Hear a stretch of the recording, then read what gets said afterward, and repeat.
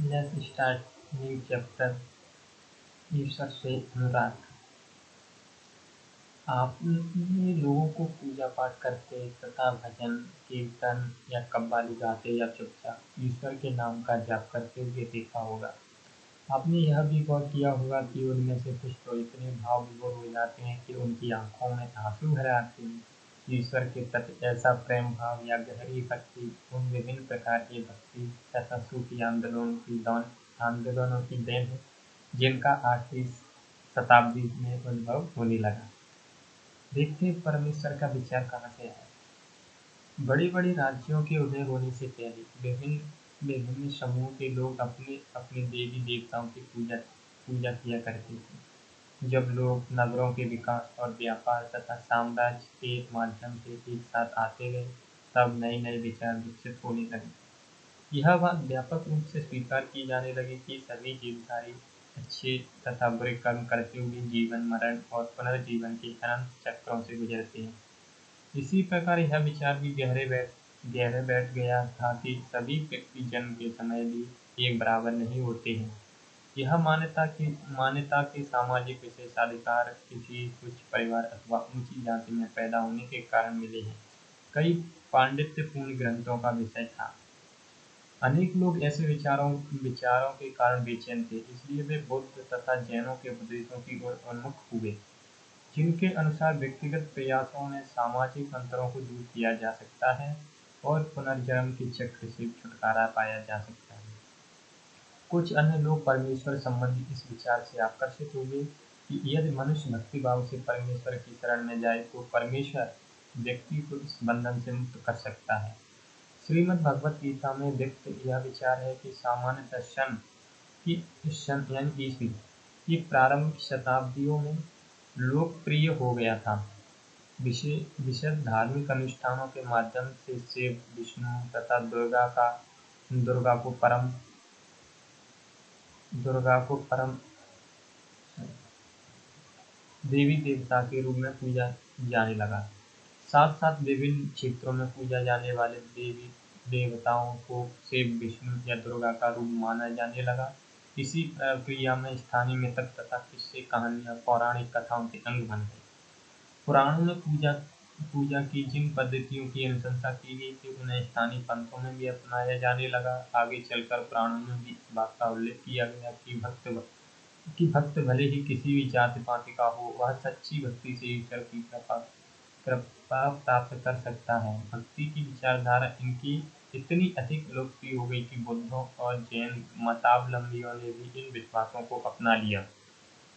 दक्षिण भारत में भक्ति का एक नया प्रकार था, वो था नैनार और अलवारों का। शताब्दी से 9वीं शताब्दी के बीच 7वीं शताब्दी से 9वीं शताब्दी के बीच कुछ नए धार्मिक आंदोलनों का उदय हुआ।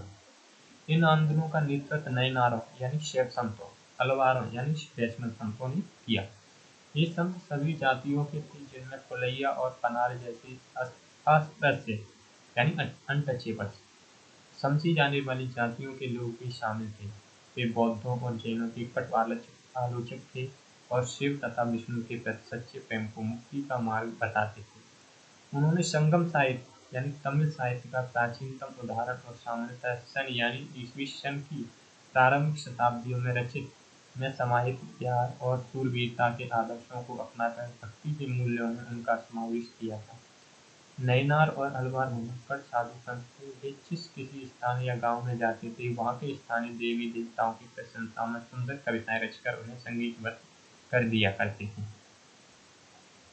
नैनार और अलवार कुल मिलाकर 63 नैनार ऐसे थे जो कुम्हार, अस्पृश्य, कामगार, किसान, शिकारी, सैनिक, ब्राह्मण और मुखिया जैसी अनेक जातियों में पैदा हुए थे। उनमें सर्वाधिक प्रसिद्ध थे अप्पार, सबंदर, सुंदरार और मणिक्वागार। उनके गीतों के दो संकलन हैं, तीव्रम और तिरुवाचकम। अलवार संख्या में 12 थे। वे भी विभिन्न विभिन्न प्रकार की पृष्ठभूमियों से आए थे। उनमें से सर्वाधिक प्रसिद्ध थे पेरियलवार, उनकी पुत्री अंडाल, तोरनिपोडी अलवार, नम्मालवार। उनके गीत दिव्य प्रबंधम में संकलित हैं। 10वीं से 12वीं सदियों के बीच चोल और पांड्य राजाओं ने उन अनेक धार्मिक स्थलों पर विशाल मंदिर बनवा दिए जहाँ की संत कवियों ने यात्रा की थी। इस प्रकार भक्ति परंपरा और मंदिर पूजा के बीच गहरे संबंध स्थापित हो गए। यही वह समय था जब उनकी कविताओं का संकलन तैयार किया गया था। इसके अलावा अलवारों व नैनार संतों की धार्मिक जीवनियों भी लिखी गई। आज हम भक्ति परंपरा के इतिहास लिखने में इन जीवनियों का स्रोत के रूप में उपयोग करते हैं। दर्शन और भक्ति। आप जानते हैं दर्शन और भक्ति को। भारत के सर्वाधिक प्रभावशाली दार्शनिकों में से एक शंकर का जन्म 8वीं शताब्दी केरल प्रदेश में हुआ था। वे अद्वैतवाद के समर्थक थे, जिसके अनुसार जीवात्मा और परमात्मा, जो परम सत्य है, दोनों एक ही हैं। उन्होंने यह शिक्षा दी कि ब्रह्मा, जो एकमात्र या परम सत्य है, वह निर्गुण और निराकार है। शंकर ने हमारे चारों ओर के संसार को मिथ्या या माया माना और संसार का परित्याग करने अर्थात संन्यास लेने और ब्रह्मा की सही प्रकृति को समझने और मोक्ष प्राप्त करने के लिए ज्ञान के मार्ग को अपनाने का उपदेश दिया। रामानुज 11वीं शताब्दी में तमिलनाडु में पैदा हुए थे। वे विष्णु भक्त अलवार संतों से बहुत प्रभावित थे। उनके अनुसार मोक्ष प्राप्त करने का उपाय विष्णु के प्रति अनन्य भक्ति भाव रखना है। भगवान विष्णु की कृपा दृष्टि से भक्त उनके साथ एकाग्र होने का परमानंद प्राप्त कर सकता है। रामानुज ने विशिष्टता द्वैत के सिद्धांत को प्रतिपादित किया, जिसके अनुसार आत्मा परमात्मा से जुड़ने के बाद भी अपनी अलग सत्ता बनाए रखती है। रामानुज के सिद्धांत ने भक्ति की नई धारा को बहुत प्रेरित किया, जो परवर्ती काल में उत्तर भारत में विकसित हुई। बसवन्ना का वीर शैववाद। हमने पहले पढ़ा कि तमिल भक्ति आंदोलन और मंदिर पूजा के बीच क्या संबंध थे। इसके परिणाम से जो प्रतिक्रिया हुई वह बसवन्ना और अलम्मा प्रभु और अक्का महादेवी जैसे उसके साथियों द्वारा प्रारंभ किए गए वीर शैव आंदोलन में स्पष्टतः दिखाई देती है। यह आंदोलन 12वीं शताब्दी के मध्य में कर्नाटक में प्रारंभ हुआ था। वीर शैवों ने सभी व्यक्तियों की समानता के पक्ष में और जाति तथा नारी के प्रति व्यवहार के बारे में ब्राह्मणवादी विचारधारा के विरुद्ध अपने प्रबल तर्क प्रस्तुत किए। इसके अलावा वे सभी प्रकार के कर्मकांडों और मूर्ति पूजा के विरोधी थे। महाराष्ट्र के संत जानते हैं थोड़े। 13वीं से 17वीं शताब्दी तक महाराष्ट्र में अनेकानेक संत कवि हुए, जिनकी सरल मराठी भाषा में लिखे गए गीत आज भी जन मन को प्रेरित करते हैं। उन संतों में सबसे महत्वपूर्ण थे ज्ञानेश्वर, नामदेव, एकनाथ, तुकाराम और सखूबाई जैसी स्त्रियां। चोखा मेला का परिवार, जो अस्पृश्य समझी जाने वाली महार जाति का था। भक्ति की यही क्षेत्रीय परंपरा पंढरपुर में विठ्ठलपुर यानी विष्णु का एक रूप पर और जन मन के हृदय में विराजमान व्यक्तिगत देव यानी ईश्वर संबंधी विचारों पर केंद्रित थी। इन संत कवियों ने सभी प्रकार के कर्मकांडों, पवित्रता के ढोंगों और जन्म पर आधारित सामाजिक अंतरों का विरोध किया। यहाँ तक कि उन्होंने संन्यास के विचार को भी ठुकरा दिया और किसी भी अन्य भक्ति की तरह रोजी रोटी कमाते हुए परिवार के साथ रहने और विनम्रता पूर्वक जरूरतमंद साथी व्यक्तियों की सेवा करते हुए जीवन बिताने को अधिक पसंद किया। उन्होंने इस बात पर बल दिया कि असली भक्ति दूसरों के दुखों को बांट लेना है। इससे एक नए मानवतावादी विचार का उद्भव हुआ, जैसा कि सुप्रसिद्ध गुजराती संत नरसिंह मेहता ने कहा था, वैष्णव जन तो तेने कहिए पीर पराई जाने रे। नामपंथी और सिद्ध योगी, इनके बारे में जानते हैं। इस काल में अनेक ऐसे धार्मिक समूह उभरे जिन्होंने साधारण तर्क वितर्क का सहारा लेकर रूढ़िवादी धर्म के कर्मकांडों और अन्य बनावटी पहलुओं तथा समाज व्यवस्था की आलोचना की। उनमें नामपंथी सिद्धाचार और योगी जन उल्लेखनीय। उन्होंने संसार का परित्याग करने का समर्थन किया। उनके विचार से निराकार परम सत्य का चिंतन मनन और उनके साथ एक हो जाने की अनुभूति मोक्ष का मार्ग है। इसके लिए उन्होंने योगासन, प्राणायाम और चिंतन मनन जैसी क्रिया के माध्यम से मन एवं शरीर को कठोर प्रशिक्षण देने की आवश्यकता पर बल दिया।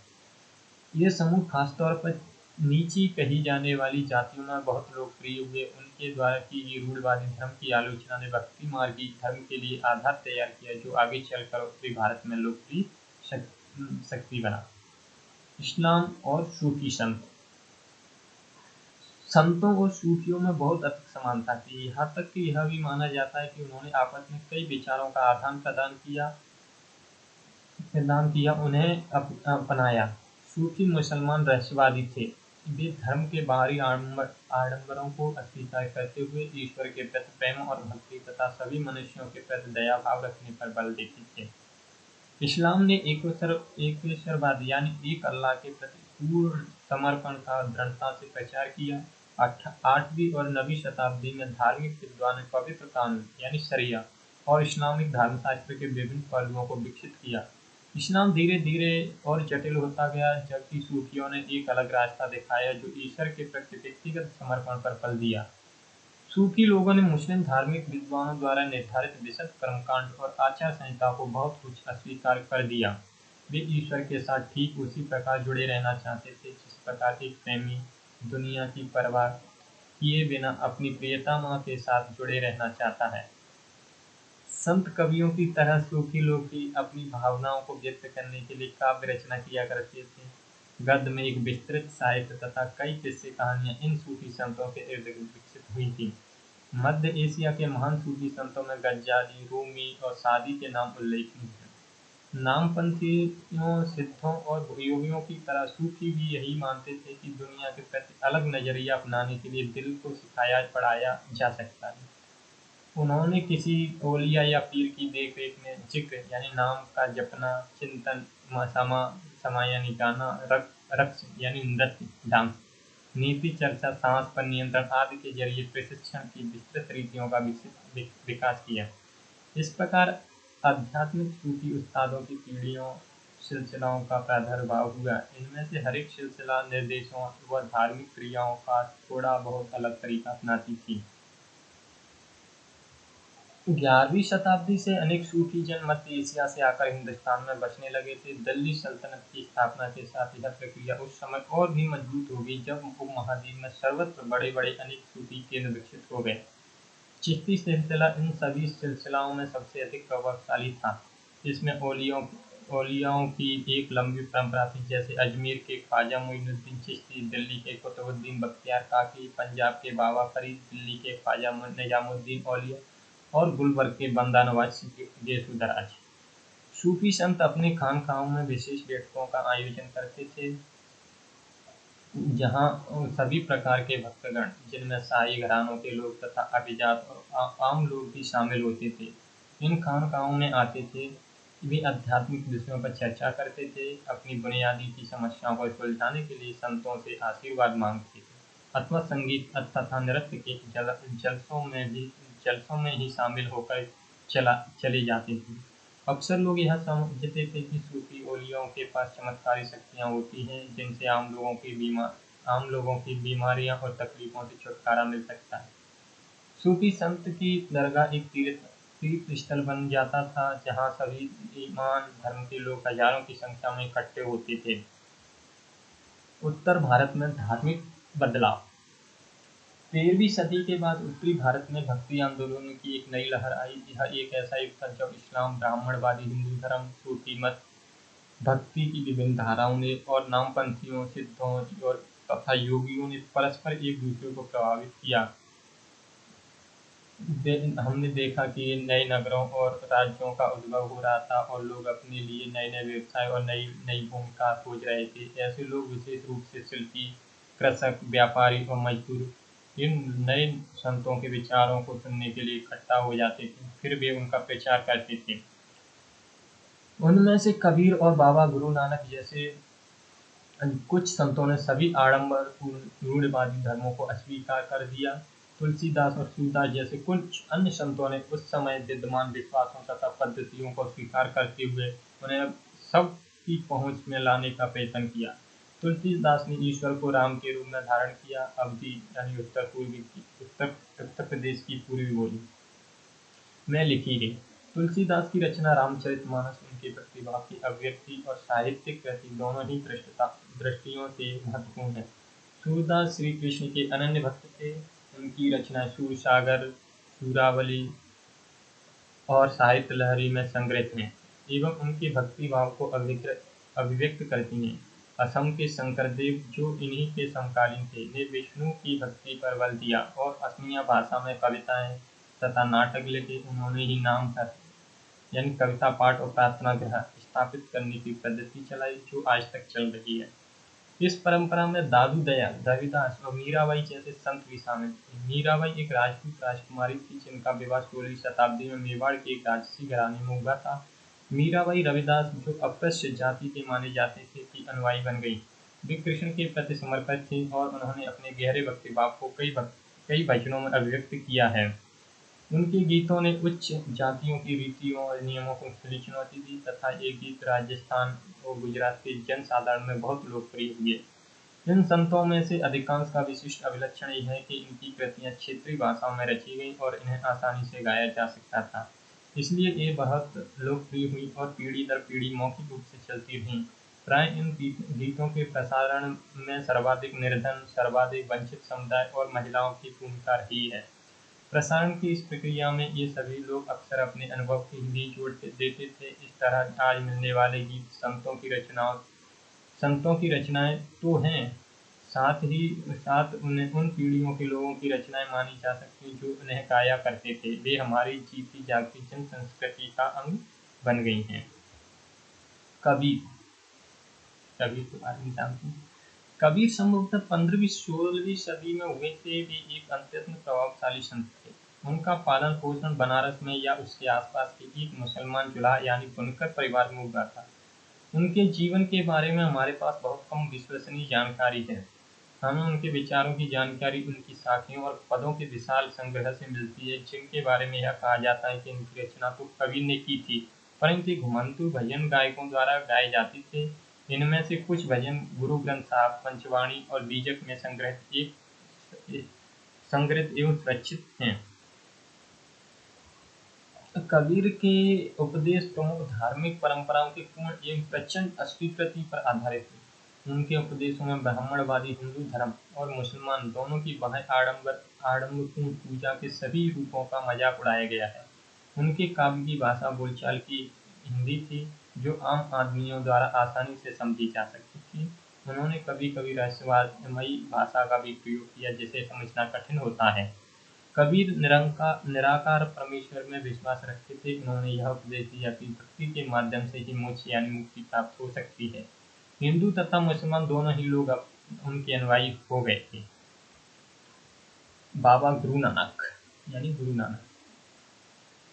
कबीर की अपेक्षा बाबा गुरु नानक के बारे में हम कहीं अधिक जानते हैं। तलवंडी यानी पाकिस्तान में ननकाना साहब में जन्म लेने वाले गुरु नानक ने करतारपुर रावी नदी के तट पर डेरा बाबा नानक में एक केंद्र स्थापित करने से पहले कई यात्राएं की। उन्होंने अपने अनुयायियों के लिए करतारपुर में एक नियमित उपासना पद्धति अपनाई, जिसके अंतर्गत उन्हीं के शब्दों यानी भजनों को गाया जाता था। उनके अनुयायी अपने अपने पहले धर्म या जाति अथवा लिंग भेद को नजरअंदाज करके एक साझी रसोई में इकट्ठे खाते पीते थे। इसे लंगर कहा जाता था। बाबा गुरु नानक ने उपासना और धार्मिक कार्यों के लिए जो जगह नियुक्त की थी उसे धर्मशाल कहा गया है। आज इसे गुरुद्वारा कहा जाता है। 1539 में ये अपनी मृत्यु के पूर्व बाबा गुरु नानक ने एक अनुयायी को अपना उत्तराधिकार चुना था। इसका नाम था लहना, लेकिन ये गुरु अंगद के नाम से जाने गए। गुरु अंगद नाम का महत्व यह था कि गुरु अंगद बाबा गुरु नानक के ही अंग माने गए हैं। गुरु अंगद ने बाबा गुरु नानक की रचनाओं का संग्रह किया और उस संग्रह में अपनी कृतियां भी जोड़ दी। संग्रह एक नई लिपि गुरुमुखी में लिखा गया था। गुरु अंगद के 3 उत्तराधिकारियों ने अपनी रचनाएं नानक के नाम से लिखी। इन सभी का संग्रह गुरु अर्जुन ने 1604 में किया। इस संग्रह में शेख फरीद, संत कबीर, भगत नामदेव और गुरु तेग बहादुर जैसे सूफियों, संतों और गुरुओं की वाणी जोड़ी गई। 1706 में इस बृहद संग्रह को गुरु तेग बहादुर के पुत्र व उत्तराधिकारी गुरु गोविंद सिंह ने प्रमाणित किया। आज इस संग्रह को सिखों के पवित्र ग्रंथ गुरु ग्रंथ साहब के रूप में जाना जाता है। 16वीं शताब्दी में बाबा गुरु नानक के उत्तराधिकारियों के नेतृत्व में उनके अनुयायियों की संख्या का विस्तार हुआ। ये अनुयायी कई जातियों के थे। परंतु इनमें व्यापारी, कृषक और शिल्पकार ज्यादा थे। इसकी वजह यह हो सकता है कि बाबा गुरु नानक इस बात पर बल दिया करते थे कि उनके अनुयायी गृहस्थ हों और उपयोगी व उत्पादक पेशों से जुड़े हों। अनुयायियों से यह आशा भी की जाती थी कि वे नए समुदाय के सामान्य कोष में योगदान देंगे। 17वीं शताब्दी के प्रारंभ से केंद्रीय गुरुद्वारा हरमंदिर साहिब यानी स्वर्ण मंदिर के आसपास रामदासपुर शहर यानी अमृतसर विकसित होने लगा था। प्रशासन में यह वस्तुतः स्वायत्त था। आधुनिक इतिहासकार इस युग के सिख समुदाय को राज्य के अंतर्गत राज्य मानते हैं। मुगल सम्राट जहांगीर इस समुदाय को एक संभावित खतरा मानता था। उसने 1606 में गुरु अर्जुन देव को मृत्युदंड देने का आदेश दिया। 17वीं शताब्दी में सिख आंदोलन का राजनीतिकरण शुरू हो गया, जिसका दूरगामी परिणाम यह हुआ कि 1699 में गुरु गोबिंद सिंह ने खालसा की संस्था का निर्माण किया। खालसा पंथ के नाम से जाने वाला सिख समुदाय अब एक राजनीतिक सत्ता बन गया है। 16वीं और 17वीं शताब्दियों की बदलती हुई ऐतिहासिक परिस्थितियों ने सिख आंदोलन के विकास को प्रभावित किया। शुरू से ही बाबा गुरु नानक के विचारों का सिख आंदोलनों पर गहरा प्रभाव पड़ा। उन्होंने एक ईश्वर की उपासना के महत्व पर जोर दिया। उन्होंने आग्रह किया कि जाति, धर्म अथवा लिंग भेद मुक्ति प्राप्ति के लिए कोई मायने नहीं रखते हैं। उनके लिए मुक्ति किसी निष्क्रिय आनंद की स्थिति नहीं थी, बल्कि सक्रिय जीवन व्यतीत करने के साथ साथ सामाजिक प्रतिबद्धता की निरंतर कोशिश में ही निहित थी। अपने उपदेश के सार को व्यक्त करने के लिए उन्होंने 3 शब्दों का प्रयोग किया: नाम, दान और स्नान, यानी स्नान बात। नाम से उनका तात्पर्य सही उपासना से था, दान का तात्पर्य था दूसरों का भला करना, स्नान का तात्पर्य आचार विचार की पवित्रता। आज उनके उपदेशों को नाम जपना, कीर्त करना और बंट छकना के रूप में याद किया जाता है। ये अवधारणाएं भी उचित विश्वास और उपासना, ईमानदारी पूर्ण निर्वाह और संसाधनों को मिल बांट कर प्रयोग करना, यानी कि दूसरों की मदद के महत्व को रेखांकित करती हैं। इस तरह बाबा गुरु नानक के समानता के विचारों के सामाजिक राजनीतिक मायने थे।